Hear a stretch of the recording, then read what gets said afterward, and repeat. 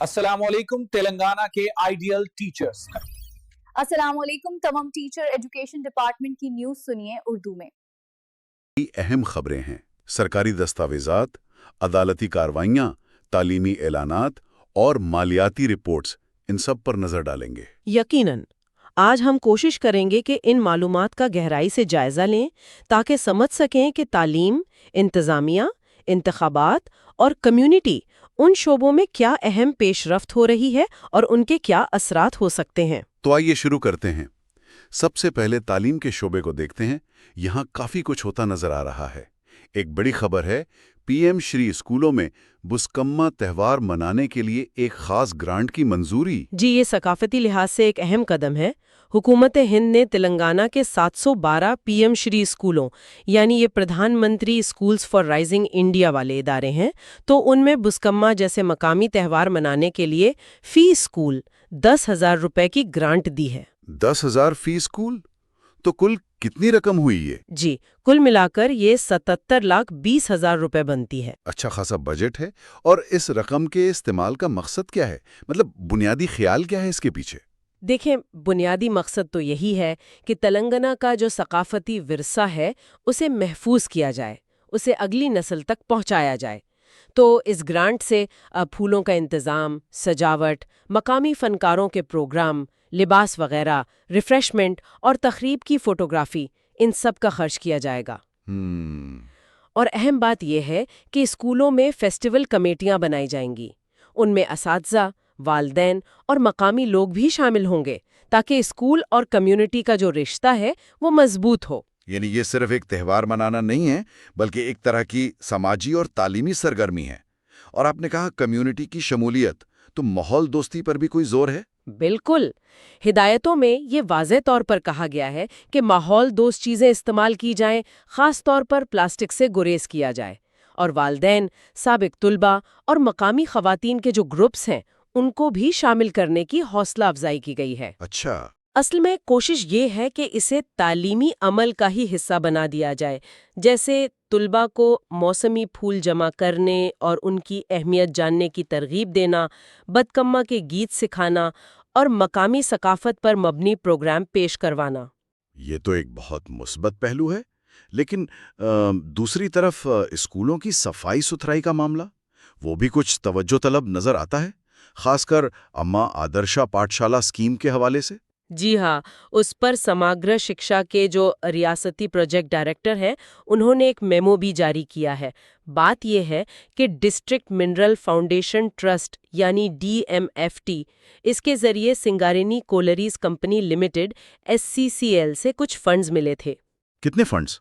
तकरीबन 4 करोड़ रुपए से कुछ ज्यादा। ये स्कूलों की सफाई और देखभाल के लिए जारी किए गए हैं। लेकिन यहाँ एक मसला नजर आ रहा है। इत्तिलात तो ये हैं कि फंड्स मिलने के बावजूद कई स्कूलों में सफाई का मयार वो बेहतर नहीं हुआ है। हुक्काम भी इस पर नाराज हैं। तो क्या सिर्फ फंड्स जारी करना काफी है? यही तो अहम सवाल है और इसीलिए अब सख्त हिदायत दी गई हैं। स्कूलों को कहा गया है कि रोज़ाना सफाई को यकीनी बनाएं, मुनासिब सामान खरीदें जैसे फिनाइल, झाड़ू वगैरह, बैतुल खला और पीने के पानी की जगहों खास तौर पर साफ रखी जाएं और पौधों की भी देखभाल हो। और निगरानी का क्या इंतजाम है? कौन देखेगा ये सब? निगरानी के लिए अम्मा आदर्शा पाठशाला कमेटियां यानी AAPCs, उनको फाल किरदार अदा करने को कहा गया है। उन्हें फीडबैक रजिस्टर में इंदराज भी करना होगा। क्या लगता है ये निगरानी का निज़ाम मुअस्सर साबित होगा? देखें, उम्मीद तो यही है। ज़िले अफसरान और MEOs को भी कहा गया है कि बाकायदगी से दौरे करें और अगर कोई कमी हो तो कार्रवाई करें। और ये भी वाज़ेह किया गया है कि फंड्स का गलत इस्तेमाल हुआ तो सख्त एक्शन लिया जाएगा। अब देखना यह है कि इन हिदायत पर अमल दरामद किस हद तक होता है। सही कहा। अच्छा, सफाई और सकाफत से हटकर असातिज़ा से मुताल्लिक भी कई अहम मामला चल रहे हैं। एक तो वो TET पे स्केल का मसला है, जो अब सुप्रीम कोर्ट तक जा पहुंचा है। जी, ٹیٹ یعنی ٹیچر ایلیجبلٹی ٹیسٹ. یہ تقریباً 1,11,000 اساتذہ کا معاملہ ہے. یہ وہ لوگ ہیں جنہوں نے 2012 سے ٹیٹ پاس کیا ہے اور اب وہ مطالبہ کر رہے ہیں کہ اس کی بنیاد پر ان کے پے اسکیل میں اضافہ کیا جائے. اور حکومت کا کیا موقف ہے؟ حکومت کا موقف یہ ہے کہ ٹیٹ صرف نوکری حاصل کرنے کے لیے ایک اہلیت ہے، یہ تنخواہ میں اضافے کی کوئی بنیاد نہیں. تو یہ معاملہ اب قانونی طور پر کافی آپ کہہ لیں پیچیدہ ہو چکا ہے اور سپریم کورٹ میں زیر سماعت ہے. یعنی اہلیت اور اس کے عملی فائدے کے درمیان ایک طرح کی قانونی جنگ چل رہی ہے. اسی طرح رہائشی اسکولوں میں بھرتیوں کا معاملہ بھی تو عدالت میں رہا ہے. بالکل. تلنگانہ رہائشی تعلیمی اداروں کا جو بھرتی بورڈ ہے TRIRB، اس سے متعلق ایک کیس میں ہائی کورٹ نے حکومت کو ہدایت دی ہے کہ تقریباً 1800 خالی اسامیاں ہیں، انہیں 1998 کی میرٹ لسٹ سے پر کیا جائے. 1998 کی لسٹ سے؟ اتنا پرانا معاملہ؟ جی، یہ بھرتیاں ایک پرانے کمپیوٹر ٹیسٹ کے بعد سے رکی ہوئی تھیں. کچھ ناکام امیدواروں نے اسے چیلنج کر دیا تھا. تو عدالت نے اب کہا ہے کہ اتنے سالوں تک کامیاب امیدواروں کو بھرتی نہ کرنا یہ تو امتیازی سلوک ہے. واقعی اتنے طویل عرصے بعد انصاف. اور ایک اور مطالبہ بھی ہے اردو میڈیم اسکولوں کے حوالے سے. جی ہاں، Telangana state minority employees service ایسوسی ایشن یعنی TMESA، انہوں نے حکومت سے درخواست کی ہے کہ اردو میڈیم اسکولوں میں اساتذہ کی جو خالی اسامیاں ہیں انہیں پر کرنے کے لیے ایک خصوصی DSC یعنی ٹیچر ریکروٹمنٹ ٹیسٹ منعقد کیا جائے. تو یہ سارے معاملات دکھاتے ہیں کہ اساتذہ کی بھرتی اور ان کے سروس کے مسائل یہ مختلف سطحوں پر موجود ہیں. صحیح. اچھا، طلبہ کے لیے کچھ خبریں ہیں. سنگاریڈی میں اقلیتی امیدواروں کے لیے مفت کوچنگ کا اعلان ہوا ہے. ہاں، یہ ایک اچھی پہل ہے. سنگاریڈی کا جو اقلیتی بہبود کا دفتر ہے، انہوں نے اعلان کیا ہے کہ ریاستی اور مرکزی سطح کے جو مسابقتی امتحانات ہوتے ہیں جیسے گروپس، SSC، بینکنگ، ریلوے وغیرہ، ان کے لیے 4 مہینے کا مفت نان ریزیڈینشل فاؤنڈیشن کورس کروایا جائے گا. یہ کن کے لیے ہے؟ یہ تمام اقلیتی برادریوں کے بے روزگار نوجوانوں کے لیے ہے. درخواست دینے کی آخری تاریخ 4 اکتوبر ہے. اور میڈیکل کے طلبہ کے لیے کیا صورتحال ہے؟ کوئی کاؤنسلنگ وغیرہ؟ جی، Kaloji Narayan Rao university of health sciences KNRUHS نے نیٹ PG یعنی میڈیکل پوسٹ گریجویٹ داخلوں کے لیے پہلے مرحلے کی کاؤنسلنگ 24 ستمبر سے شروع کر دی ہے. اس میں سرکاری اور نجی کالجوں کی جو کنوینر کوٹے کی نشستیں ہیں وہ بھی شامل ہے اور کچھ نئے شروع کیے گئے PG کورسز بھی ہیں. ٹھیک. اور ٹیٹ 2 کے نتائج کا بھی ذکر تھا؟ جی ہاں، نتائج جاری ہو گئے ہیں. اطلاعات کے مطابق جنگاؤں ضلع کی کارکردگی کافی نمایاں رہی ہے. اعداد و شمار میں تھوڑا سا معمولی سا فرق نظر آتا ہے. ایک جگہ 783 کامیاب امیدوار لکھے ہیں، دوسری جگہ 782. یہ شاید رپورٹنگ کا فرق ہو، لیکن مجموعی طور پر کارکردگی کو سراہا گیا ہے. آخر میں تعلیم کے حوالے سے ایک خوبصورت بات بھی تھی ہمارے ذرائع میں. جی، وہ اقتباس تھا کہ تدریس طلباء اور معلم دونوں میں صبر، طاقت اور تخلیقی صلاحیتوں کو ابھارتی ہے. یہ واقعی آپ کہیں تو تعلیم کی روح کو بیان کرتا ہے. بہت خوب. چلیں اب ذرا حکومتی انتظامیہ، مالیات اور انتخابات کے میدان میں کیا ہو رہا ہے اس پر بات کرتے ہیں. ایسا لگ رہا ہے کہ تلنگانہ میں انتخابی ماحول بننا شروع ہو گیا ہے. یقیناً 29 ستمبر سے ریاست کے دیہی علاقوں میں بس حیدرآباد اور میرچل ملکا جگری اضلاع کو چھوڑ کر باقی سب جگہ گرام پنچایتوں، MPTCs اور ZPTCs کے انتخابات کے لیے ماڈل کوڈ آف کنڈکٹ نافذ ہو گیا ہے.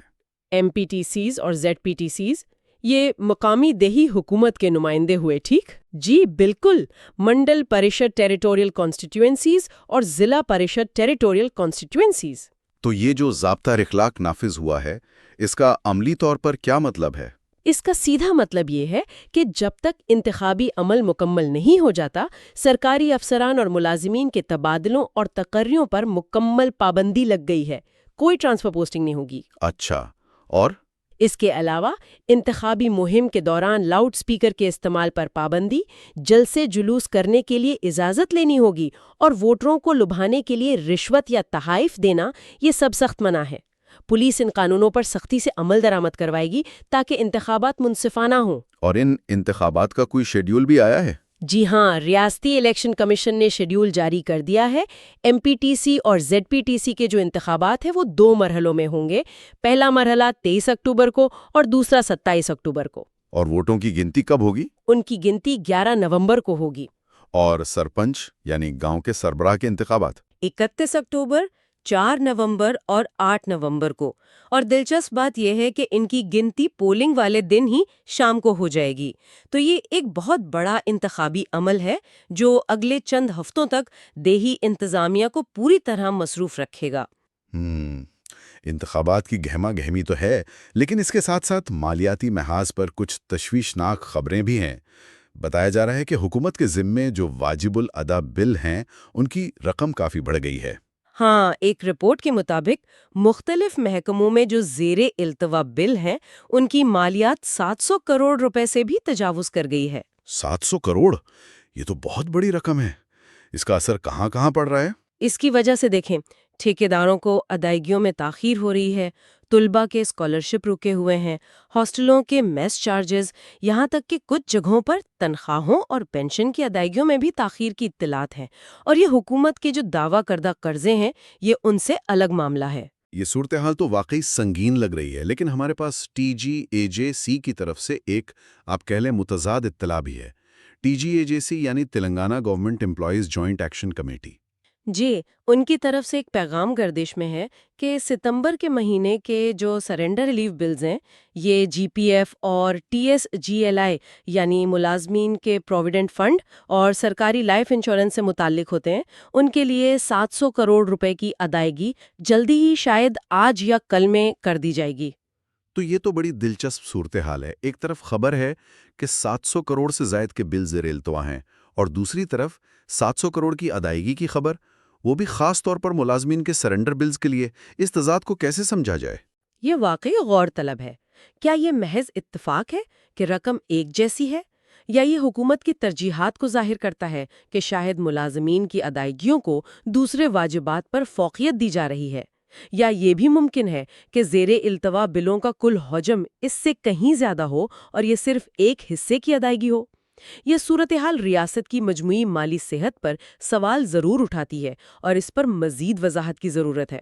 بالکل۔ خیر، اب بھرتی کے محاذ پر ایک اہم پیش رفت ہوئی ہے۔ T S P S C group 1 services کے نتائج کا اعلان ہو گیا ہے۔ T S P S C یعنی Telangana state public service commission. جی ہاں، یہ 2024 کے مین امتحان کے نتائج ہیں جو پچھلے سال اکتوبر 2024 میں ہوا تھا۔ کل 563 نوٹیفائڈ آسامیاں تھیں، ان میں سے 562 امیدواروں کو منتخب کیا گیا ہے۔ ایک آسامی کسی عدالتی کیس کی وجہ سے روکی گئی ہے۔ اور یہاں بھی عدالت کا کردار اہم رہا ہے نا؟ اس معاملے میں کافی قانونی اتار چڑھاؤ رہے ہیں۔ بالکل، یہاں ایک بہت دلچسپ قانونی پہلو سامنے آیا ہے۔ پہلے ہائی کورٹ کے ایک سنگل جج نے نتائج جاری کرنے پر روک لگا دی تھی، لیکن اب ہائی کورٹ کے ہی ایک ڈویژن بینچ نے یعنی 2 ججوں کے بینچ نے سنگل بینچ کے فیصلے کو معطل کر دیا ہے۔ اچھا، تو اب کیا ہوگا؟ اب T S P S C کو تقرریوں کا عمل آگے بڑھانے کی اجازت مل گئی ہے۔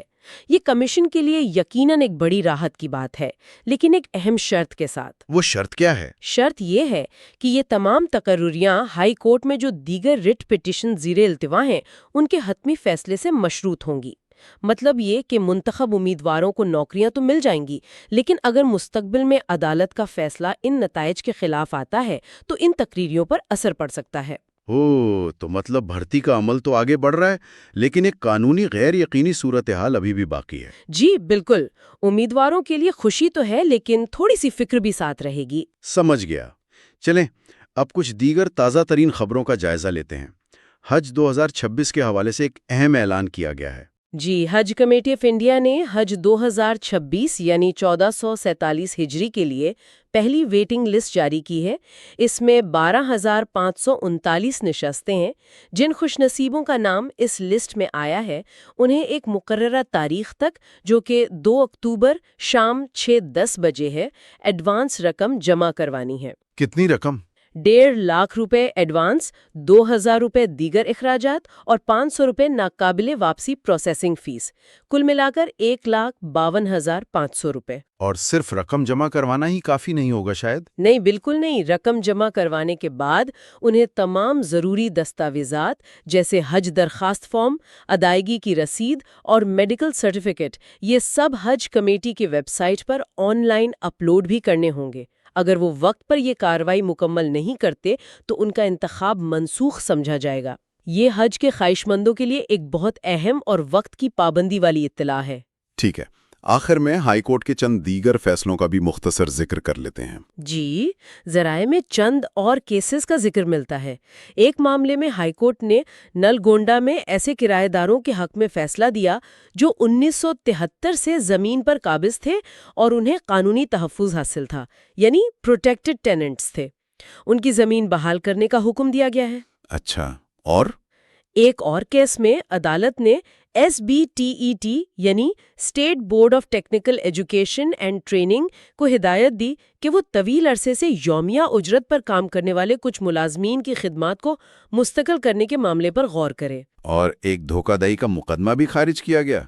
हाँ, एक फौजदारी मुकदमा था जिसे हाईकोर्ट ने ये कहते हुए खारिज कर दिया कि ये मामला बुनियादी तौर पर लेन देन का था जो दीवानी नोयत का है। अदालत का कहना था कि धोखाधड़ी के फौजदारी इल्जामात साबित करने के लिए काफ़ी शवाहिद नहीं है और शिकायत कुरिंदा अगर चाहे तो रकम के वसूली के लिए दीवानी अदालत जा सकता है। तो ये फैसले अदालती निज़ाम की मुख्तलिफ सरगर्मियों की अक्कासी करते हैं। तो आज हमने तेलंगाना में सितंबर के अवाखिर में होने वाली कई अहम सरगर्मियों का एक तरह से जायजा लिया। तालीम के शोबे में फंडिंग, सफाई की मुहिम, उसातिज़ा के पुराने मसाइल और नए नताइज की खबरें देखीं। इंतजामी महाज पर इंतखाबात का ऐलान, मालियाती सूरत हाल पर वो मुतज़ाद इतलात और भर्ती के अमल में कानूनी पेचीदगियां, ये सब सामने आई। जी, और साथ ही कम्युनिटी से मुतालिक अपडेट्स जैसे अक़लियती तुलबा के लिए कोचिंग का इंतज़ाम और हज की मालूमात भी शामिल थीं। बिल्कुल, ये तमाम पेशरफ्त मिलकर रियासत की एक ऐसी तस्वीर पेश करती हैं जहां बैक वक्त कई महाजों पर बहुत कुछ हो रहा है। इंतज़ामी मशीनरी हरकत में है, चैलेंजेस भी हैं और नए इक़दामात भी किए जा रहे हैं। जी हाँ, एक मुतहर्रिक सूरत हाल है। तो सामीन के लिए एक नुक्ते पर सोचने की दावत के साथ ख़त्म करते हैं। ये तमाम वसी इंतज़ामी सरगर्मियाँ, ये मुतज़ाद मालियाती ख़बरें और ये बड़े पैमाने पर इंतखाबी ऐलानात, ये सब मिलकर तेलंगाना के आम शहरी की रोज़मर्रा की ज़िंदगी और उनके मुस्तक़बिल के मंसूबों पर क्या असर डाल सकते हैं? क्या इन बज़ाहिर अलग अलग नज़र आने वाली पेशरफ्तों के दरमियान कोई गहरे राब्ते या शायद कोई पोशीदा तनाव मौजूद हो सकते हैं जिन पर गौर करना आज के हालात में ज़रूरी है? इस पर सोचिएगा।